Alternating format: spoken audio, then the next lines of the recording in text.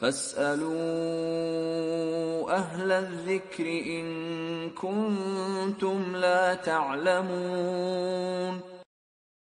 بسم الله الرحمن الرحيم. يا أيها الذين آمنوا كتب عليكم الصيام كما كتب على الذين من قبلكم لعلكم تتقون. محمد وآل محمد صلى الله عليه وسلم. اللهم صل على محمد وآل محمد وعجل فرجهم. قابل الصد احترام علماء کرام، برادران عزیز، آپ لوگوں کے حکم کے مطابق حاضر خدمت ہوا ہوں، لہذا چند نکات اس ماہ مبارک رمضان اور ہماری مسئولیت اور ذمہ داریوں کے بارے میں عرض کر کے آپ لوگوں کی کچھ زحمتوں کو انشاءاللہ تمام کروں گا۔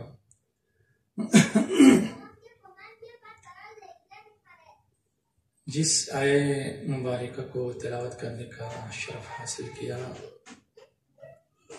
سورہ بقرہ کی آیت نمبر 183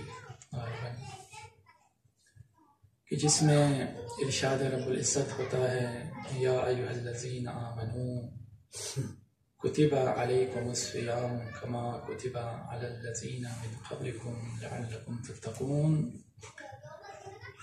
کہ اے ایمان والو، تم پر روزے کو لکھ دیا گیا ہے، یعنی فرض کیا گیا ہے،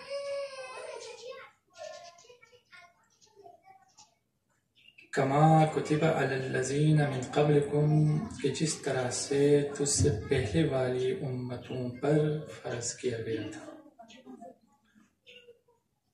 لعلکم تتقون، تاکہ تم لوگ متقی اور پرہیزگار بن جاؤ۔ آیہ مبارکہ کے شروع میں پروردگار عالم اہل ایمان سے مخاطب ہے، لہذا یا ایھا الذین آمنو کہہ کر ارشاد ہوا۔ کل قرآن مجید میں تقریباً 88 مقامات پر یہ کلمہ موجود ہے کہ یا ایھا الذین آمنو 88 مرتبہ ذکر ہوا ہے اہل ایمان سے مخاطب ہوتے ہوئے۔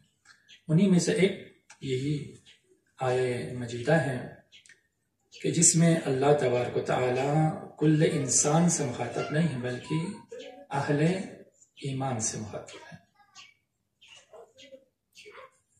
اس کے بعد دوسری اہم چیز اس آیہ مجیدہ کے اندر یہ ہے کہ حوالہ دیا گیا ہے کہ اہل ایمان کہ تجھ سے پہلے والی امتوں پر بھی روزے کو فرض کیا گیا تھا، جس طرح سے ان پر فرض کیا گیا تھا روزے کو تم لوگوں پر بھی روزے کو فرض کیا گیا ہے۔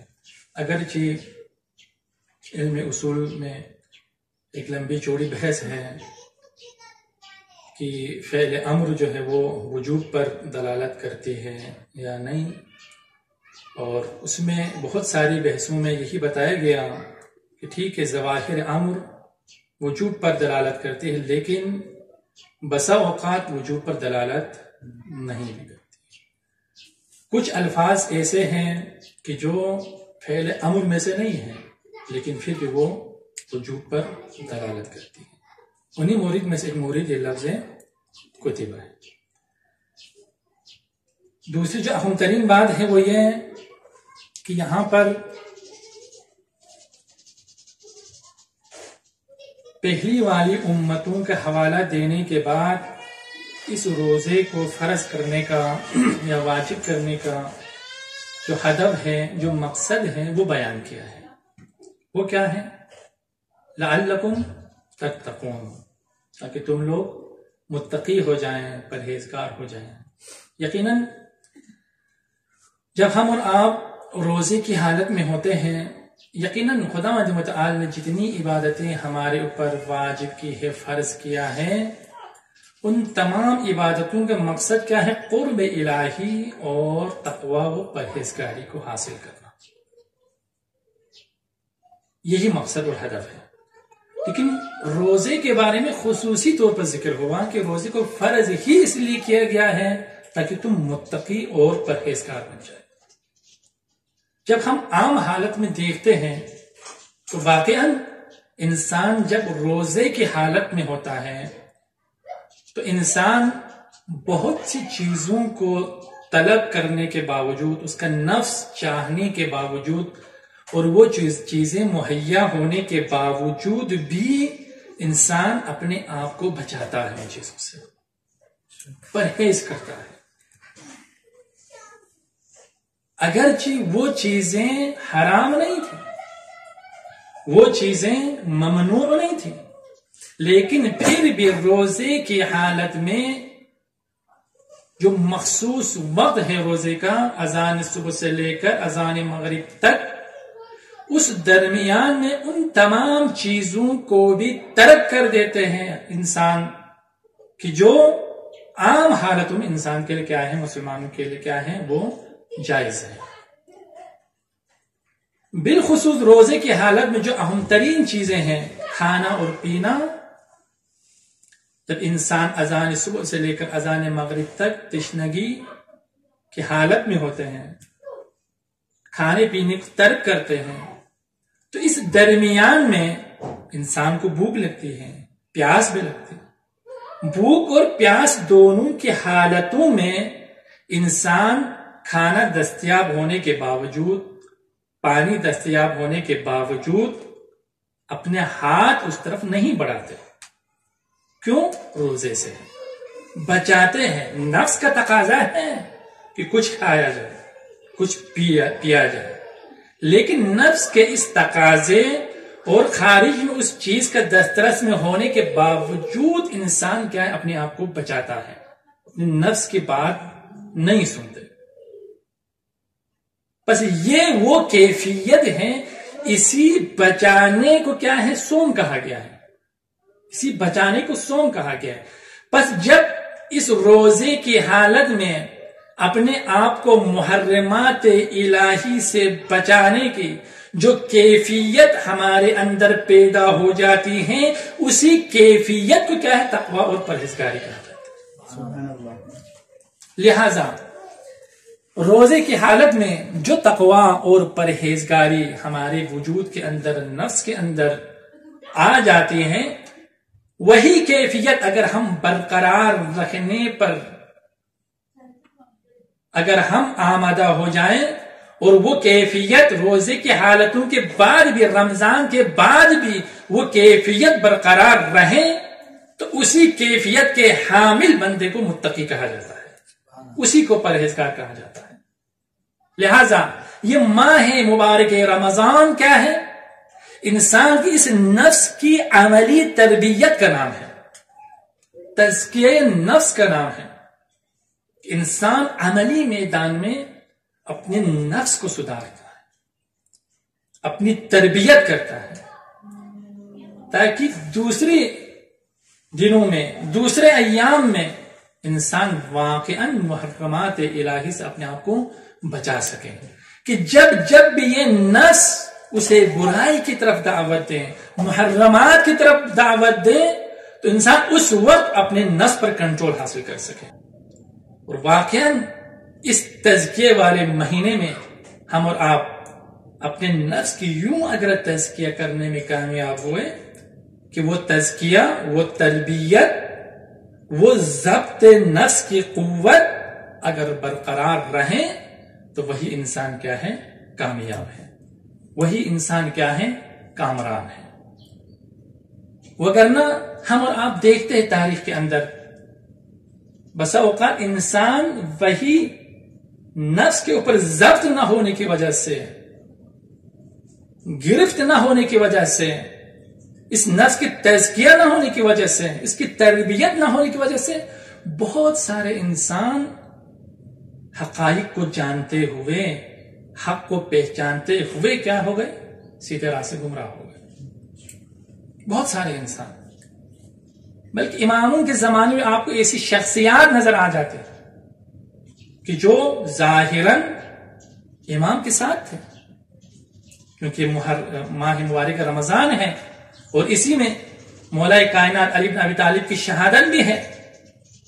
لہذا امام علی بن ابی طالب کی زندگی کا ایک حصہ بھی میں اگر اشارہ کروں یہاں پر وہ یہی ہے کہ امام علیہ السلام کہ اپنے فوج میں ہونے کے باوجود کتنے لوگ امام علیہ السلام سے کٹ گئے. یہ کیا ہے؟ اسی نفس کی تربیت نہ ہونے کی وجہ سے. امام کے ساتھ تھے، امام کے ساتھی تھے، جانی ساتھ تھے، لیکن خود امام کے سامنے امام سے جدا ہو گئے. اسی طرح سے 15 رمضان مبارک امام حسن مجتبی کی ولادت باسعادت کے دن ہے. امام حسن مجتبی کی زندگی میں بھی ایسے لوگ تھے جو امام کے ظاہراً ساتھ تھے، لیکن بعد میں امام کو چھوڑ کر گمراہ ہو گئے. آپ امام کے لشکر کا جو سپہ سالار ہے عبید اللہ ابن عباس، اس کی زندگی کا مطالعہ کریں. ایک مقام تھا، ایک حیثیت تھی اس بندے کی. امام علی کی دور حکومت میں بھی اس کا ایک مقام تھا. جب امام حسن کی حکومت آ جاتی ہے تو اس میں بھی اس کا ایک مقام ہے. تقریباً جو 6 ماہ تک برقرار رہے، اور اسی دورانیے میں امام علیہ السلام انہیں اپنی فوج کا لشکر کا علمدار بنا دیتا ہے. ایک مقام ہے یہ بھی. لیکن کیا ہوا؟ وہی بندہ جس پر امام نے اعتماد کر کے اپنی لشکر کا سپہ سالار بنا دیا، وہ رات کے اندھیرے میں درہم و دینار کے لیے بک جاتا ہے. جب امیر شام کی طرف سے پیشکش ہوئی، بہت ساری روایتیں اس بارے میں بہت ساری کتابوں میں موجود ہیں کہ اس کا بکنا، اب اس کی قیمت میں جو ہے نا کچھ اختلاف ضرور ہے. بعض نے کہا 20,000 درہم، بعض نے کہا 10 لاکھ درہم. بہرحال قیمت جو بھی ہو، بندہ کیا ہے آخر کار بک گیا. اس پہ تاریخ کی تمام کتابیں جو ہے نا اور تواریخ جو ہے نا متفق ہے. بندہ بک گیا. کیوں؟ اسی نفس کی تربیت نہ ہونے کی وجہ سے. اس طرح سے امام علی کے دور میں کتنی مشکلات کا سامنا کرنا پڑا امام علیہ السلام کو. کن لوگوں کی وجہ سے؟ انہی لوگوں کی وجہ سے کہ جن کے نفس کی تربیت نہیں ہوئی، جو تربیت یافتہ نہیں تھے. وہی لوگ امام علیہ السلام کے لیے مشکلات کا باعث بنے. ہماری ایک مشکل یہ ہے کہ ہم خوارج کو فقط تاریخ کا ایک حصہ سمجھ کر جو ہے نا پڑھ کر گزر جاتے ہیں. خوارج ہماری سلیبس میں رکھنے کی ضرورت ہے تاکہ ہم سمجھ سکیں امام علیہ السلام کے لیے، دین کے لیے، حق کے لیے کتنی مشکلات پیدا کی ان لوگوں نے.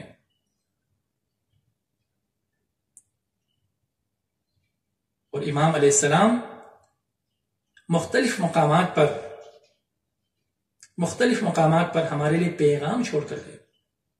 تقریباً مکتوب نمبر 45 عثمان بن حنیف کے نام پر جو امام علیہ السلام نے مکتوب لکھی ہے، جس میں امام علیہ السلام فرماتے ہیں الا وان لكل مأموم اماما يقتدي به ويستضيء بنور علمه الا وان امامكم قد اكتفى من دنياه بتمريه ومن طعمه بقرصه الا وانكم لا تقدرون على ذلك ولكن اعينوني بورع واجتهاد وعفة وسداد. امام علیہ السلام فرماتے ہیں آگار ہو.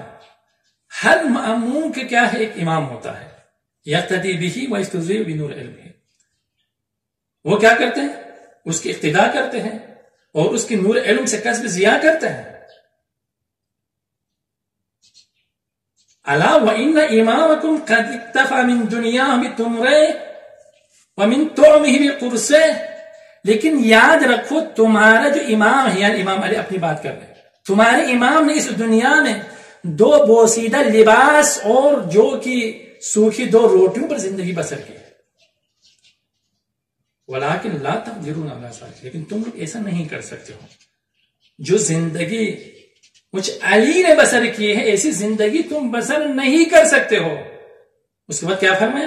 ولیکن اعینونی، لیکن تم لوگ مجھ علی کی مدد کرو۔ اعینونی یعنی مشکل کشا امیر المؤمنین مدد طلب کرتے ہیں ہم سے، اعینونی مجھ علی کی مدد کرو۔ کس طریقے سے مدد کریں؟ بورع واجتہاد وعفت وسداد، ورع یعنی وہی تقوی سے بھی بلند درجہ ورع ہے کہ جس میں جن چیزوں کے بارے میں شبہ ہوتا ہے، شبہات ہو کہ یہ مکروہ ہے یا نہیں ہے، ان چیزوں کو بھی ترک کر دیا جاتا ہے، اس مقام پر انسان فائز ہو۔ تقوی اور پرہیزگاری کے اعلیٰ درجے پر فائز ہو کر تم مجھ علی کی مدد کر سکتے ہو۔ واجتہاد وعفت وسداد، اور تم لوگ دین کے راستے پر دین کی خدمت کرنے کے لیے، دین کی حفاظت کرنے کے لیے کوشش کے ذریعے سے، جد و جہد کے ذریعے سے، عفت اور پاکدامانی کے ذریعے سے مجھ علی کی مدد کر سکتے ہو۔ معلوم ہوا کہ امام علی کی یہ صدا ہمارے نام آج بھی موجود ہے، جس میں امام ہم سے تقوی اور پرہیزگاری کے ذریعے سے مدد طلب کرتے ہیں۔ اگر کسی نے تقوی اور پرہیزگاری کو اختیار کیا اور دین کے راستے پر جد و جہد کی تو گویا امام یہ سمجھتے ہیں کہ گویا اس نے مجھ علی کی مدد کی ہے، وہ راستہ ہمارے لیے باز ہے۔ بالکل اسی طرح کے مفہوم ہے طالب خطبہ نمبر 130 یا 36 کے اندر کہ لم تکن بیعتکم ایای فلتتن ولیس امری وامرکم واحدا انی اریدکم للہ وانتم تریدوننی لانفسکم ایہا الناس اعینونی علی انفسکم۔ اللہ اکبر۔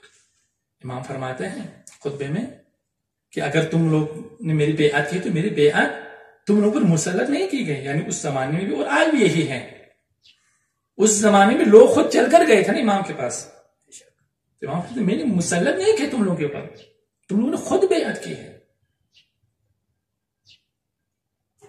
وَلَيْسَ أَمْرِي وَأَمْرُكُمْ وَاحِدٌ، امام فرماتے اور میرا معاملہ اور تمہارا معاملہ ایک جیسا بھی نہیں ہے۔ انتم تریدوننی لانفسکم، تم لوگ اگر مجھ علی کو چاہتے ہو تو اپنے نفس کے لیے چاہتے ہو، اپنے فائدے کے لیے چاہتے ہو، اپنی راحت کے لیے چاہتے ہو کہ مشکل کشا ہے ہماری مشکلات حل کر لیں گے، ساقے کوثر ہے ہمیں جو ہے نا کوثر کا جام پلائیں گے، ہم اپنے لیے چاہتے ہیں علی کو اگر چاہتے ہو۔ امام فرماتے لیکن میں اگر تمہیں چاہتا ہوں تو میں اپنی ذات کے لیے نہیں چاہتا ہوں، للہ میں خدا کے لیے تمہیں چاہتا ہوں۔ ایھا الناس اعینونی علی انفسکم، بس یہاں پر بھی امام کیا فرماتے ہیں؟ اے لوگو اعینونی، تم لوگ مجھ علی کی مدد کرو، اعینونی تم لوگ مجھ علی کی مدد کرو۔ کیسے کریں؟ علی انفسکم، اپنی نفسانی خواہشات کے خلاف۔ اللہ اکبر، یعنی جب بھی ہماری نفسانی خواہشات ہم سے کوئی مطالبہ کریں اور ہم اپنی نفس کی ایسی تربیت کریں کہ ہم اس نفس کے اس خواہشات کو کنٹرول کر سکیں تو گویا ہم نے امام علی کی طرح جو مدد کی ہے۔ یوں فرماتے ہیں مولا اس طرح سے میری مدد کرو۔ تو یہ ماہ مبارک رمضان اسی نفس کی تربیت کا مہینہ ہے، اسی نفس کی تزکیہ کرنے کا مہینہ ہے کہ جس میں ہم اور آپ اس نفس کی تربیت اور تزکیہ کرنے میں اگر کامیاب ہوئے اور پھر اس روش کو، اس کیفیت کو برقرار رکھیں ہمیشہ، تو امام علیہ السلام ان فرامین کے مطابق کیا ہے؟ ہم مددگار ہیں امام علیہ السلام کے۔ لہذا ضرورت اس امر کی ہے کہ روزہ ہم فقط یہ نہ سمجھیں صرف کھانے پینے کو ترک کرنا ہے کافی ہے، یا کچھ دیگر چیزوں سے جو ہے نا اپنے آپ کو بچانا جو ہے نا وہ کافی ہے نا. ممکن ہے ظاہراً اس عمل سے ہمارا روزہ جو ہے نا پورا ہو جائے، لیکن روزے کی جو تقاضا ہے وہ جب تک اس نفس کی صحیح تربیت نہ ہو، صحیح اصلاح نہ ہو، ضبط نفس کی قوت جب تک ہمارے اندر نہ آ جائے، لعلکم تتقون، تقوی اور پرہیزگاری کو اس منزل پر ہم فائز نہیں کر سکتے. لہذا ضرورت اس امر کی ہے کہ ہم اس انداز میں اپنے اس ماہ مبارک رمضان میں دعاؤں کے ذریعے سے، خود اس روزے کے ذریعے سے، تلاوت قرآن پاک کے ذریعے سے، انفاق کے ذریعے سے یوں اپنے نفس کی تربیت کریں. مختلف مناجاتیں ہیں، ان مناجاتوں کے ذریعے سے یوں اس نفس کی تربیت کریں کہ ہمارے اندر تقوی اور پرہیزگاری کی وہ کیفیت جو ہے نا وہ وجود میں آ سکے. بس اسی دعوت فکر کے ساتھ آپ لوگوں کی زحمتوں کو میں تمام کرتے دعا کرتا ہوں.